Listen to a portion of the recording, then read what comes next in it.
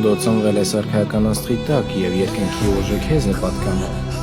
Քեզ համար սա դեռ վերջը չէ։ Չանոք։